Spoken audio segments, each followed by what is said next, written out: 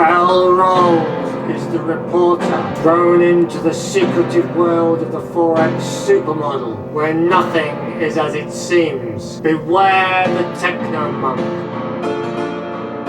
and steer clear of Professor Code and his two assistants. Give the senior trader a wide berth, and don't expect any sense from the risk manager.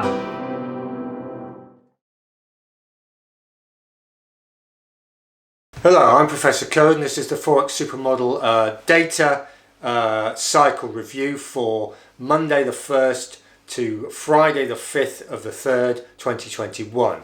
I've written up China and the dollar, USD, so let's make a start. We're going to start these videos as we write them up to save time, and it's basically our version of the economic calendar. It's our models of the economic calendar where the data is on the cycle. So we've got tier 1 and tier 2 data. We've got the whole of January, we've got the whole of February, and we've got the first week of March, which is where we are, the 1st to the 5th. So let's look at China then. Tier 1 then, -5, -5, 0. Tier 2, +10, -4, -3. So we've got mixed in January, a deterioration in February, and pretty weak in March so far. So the China data cycle is deteriorating and pretty weak. Now, bear in mind that we've got this 100-year anniversary, which we'll talk about in the end of the Chinese regime, People's Republic of China. So, and that's in July. So we'll tie that in with the end. Anyway, let's move on then. So the dollar, the USD then. Tier 1, -5, +1, +2. And then we've got tier 2, +24, +36, +8. So you can see that the dollar in terms of tier 2 was strong and extremely strong in February, and it's shaping up quite nicely so far in March. Likewise, January was a bit limp on tier 1, pretty neutral February, and starting to buck up on tier 1 in the first week of March. Now, bear in mind also that the dollar has been been affected by rising yields, and we've had falling stock markets as well. So that's interesting. Anyway, we'll stop it there and move on to the next pair. So don't go away. Right, welcome back. We've now got the German data and the Euro data as a block. Right, so German data then. January tier 1 +4, Feb +7, and a deterioration in the first week of March -3.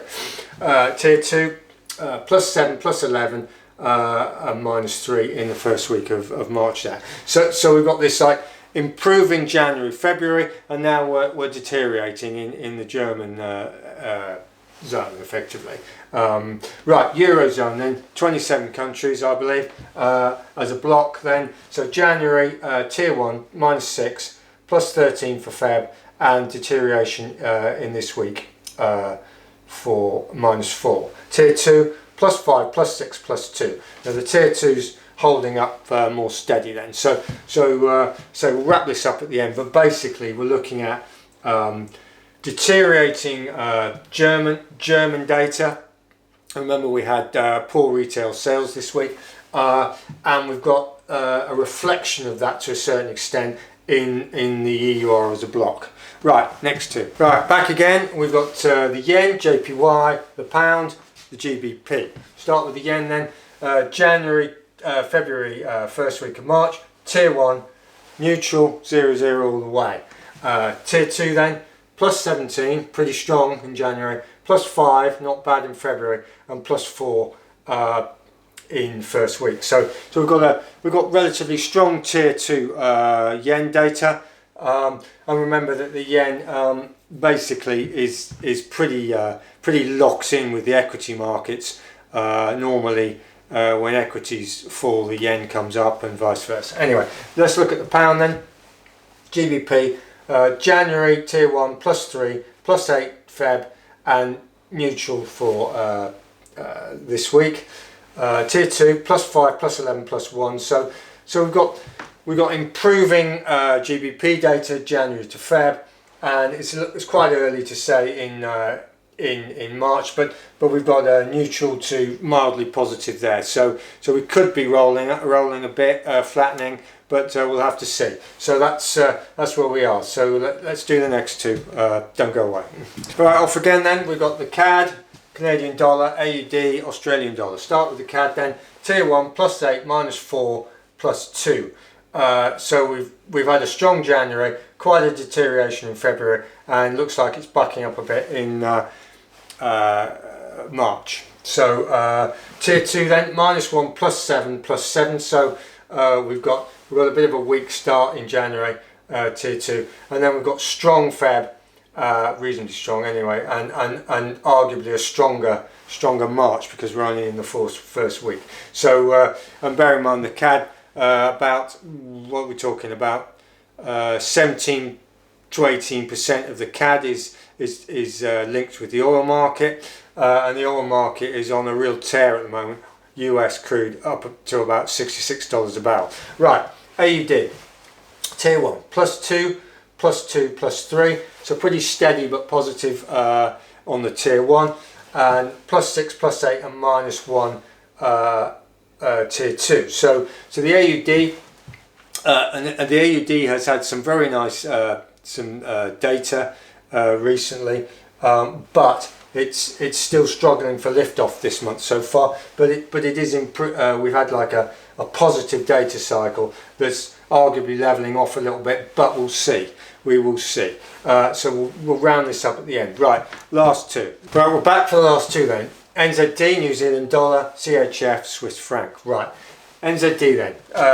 January +2, Tier 1 +2.0. So positive, and nothing to write home about. Neutral in the first week of March. Tier 2 then -2. So weak Tier 2, getting weaker in February, and neutral in so far in March. So arguably the New Zealand dollar, which if you remember is the second highest complex, operating at 67% above the model floor, is rolling over data wise, which is good news for us because we're selling the New Zealand dollar. Anyway, Swiss franc then, Tier 1 0 January, +2 0 so far this month. So pretty neutral but mildly positive, neutral to positive. And Tier 2 then -2, dodgy start for January, but a very strong February, +11, and now looking a bit weaker, -1 on March so far this week. So that's where we are. We'll just stop this there, clean the board, and then we'll do the analysis. Right, welcome back. Right, so let's put all this into context then. So the purpose of the data cycle is to see where we are in relation to the economic calendar. In fact, it is the fundamental data, basically where it is on the cycle. Now for each complex. Now if you look at China, now, as I said, we've got this unusual situation in July, where you've got this 100-year anniversary of the regime, and also interestingly, China, I think it was this week, basically pumped up their annual growth estimate to 6%. To above 6%, so greater than equal than 6%. Now, for them to achieve that, obviously their data cycle is going to have to radically improve, and they've got this like window of the second quarter in which to show that they're running China nicely, efficiently, the regime's stable, everybody's having a great time, etc. And they're starting to really come up in the world and recover and go for growth. So that's the basic backdrop of the cycle. And yet we've got this weak current China data cycle, and we've also got this rollover in equities. Now, if you were cynical, you'd say that the rollover in equities is to make way for this big ramp up, and the poor data is to make way to make it easier for an improvement in the data. And arguably, if the world economy gets going again rapidly from this COVID virus problem, then China is in a good position to actually really take the handbrake off and accelerate. So what can we take away from this? We can take away that we need to monitor China's data very closely. In the next week we're getting a fair bit of initial China data, and bear in mind this is still the first quarter. Now they may want to start ramping the data a little bit, tweaking it a little bit up, but it'd be interesting to see. Arguably, have they washed out enough equity longs to make it worth their while?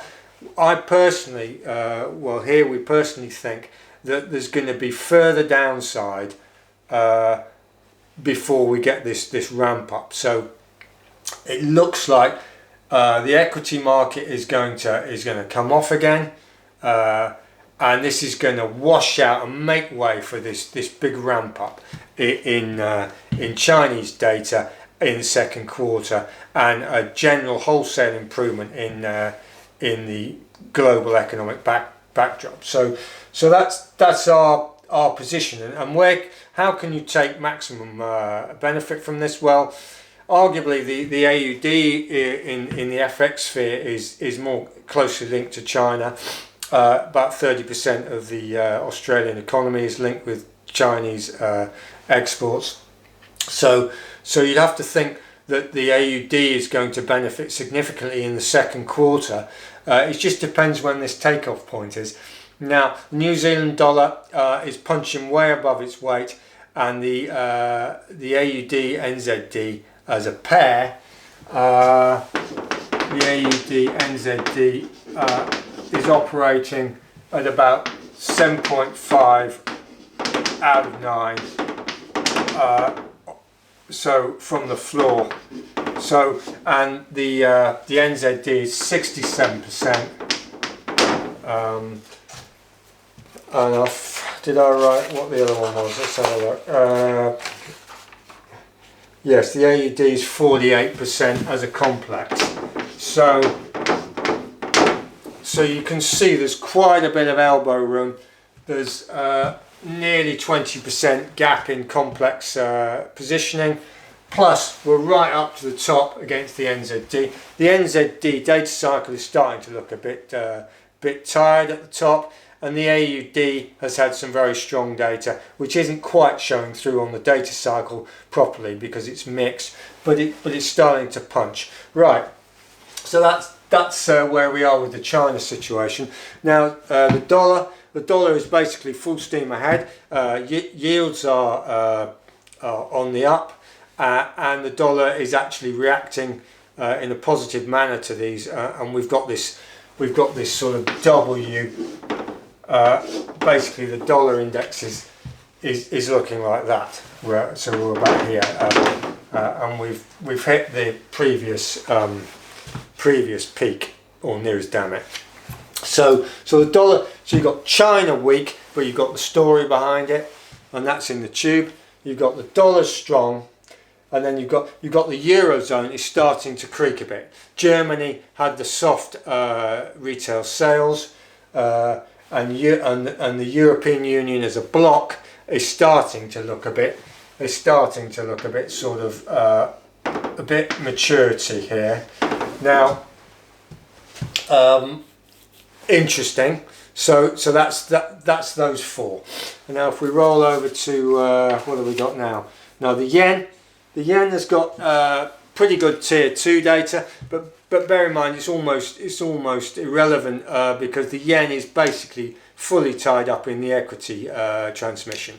So that's where we are there. And obviously, if we get this big ramp up, this China ramp up in the second quarter, then we're going to get yen. We're likely to get a significant yen weakness. The pound then. The pound's data cycle has been pretty strong, and it's been reacting strongly, but it's come off recently. But underlying, it's pretty strong. So And then if you look at the CAD data cycle is mixed and is starting to show signs of improvement, and it's got this tailwind of oil prices. So the CAD's looking quite good. So what we'll do is we'll rank these at some stage towards the end. So we've got China, dollar, Germany, EUR, CAD, EUR, yen, pound, CAD, AUD. Right, so the AUD then, which is part of this China story that we've been talking about, the AUD data cycle was medium to strong January, February, and it's now looking reasonably strong in the tier 1 +3, and a little bit neutral to weak -1 on the tier 2. But we think there's a fair bit of force to come through there. So that's the AUD. And then if you look at the NZD, the New Zealand dollar, and the Swiss franc.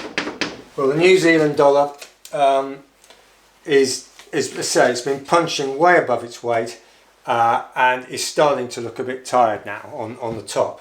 And the Swiss franc has been very strong. If you remember, it's the strongest of the 8 complexes. It's operating at 70%, and the data, very good, strong February, and it's starting to roll over a bit. And bear in mind that the Swiss franc is quite linked with the Eurozone as a whole. So let's look at this then. So China's pretty negative. The dollar's pretty positive. Germany's negative. The Eurozone's negative. Sorry, there we are. The yen is positive, but you've got the equity transmission, which will basically overwhelm it to the negative side. The pound is positive. The CAD is positive. The AUD is positive. The NZD is negative.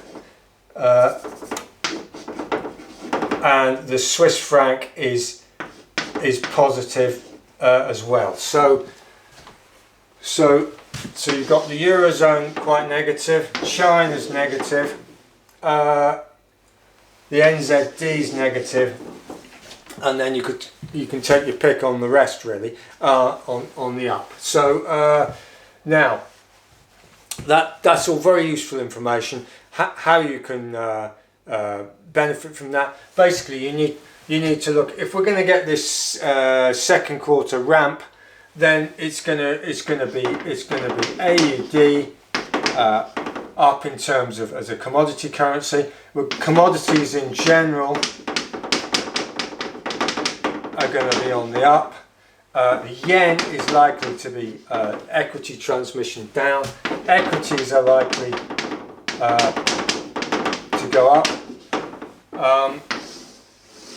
So that's going to be the basic scenario. So this is going to be back end March through to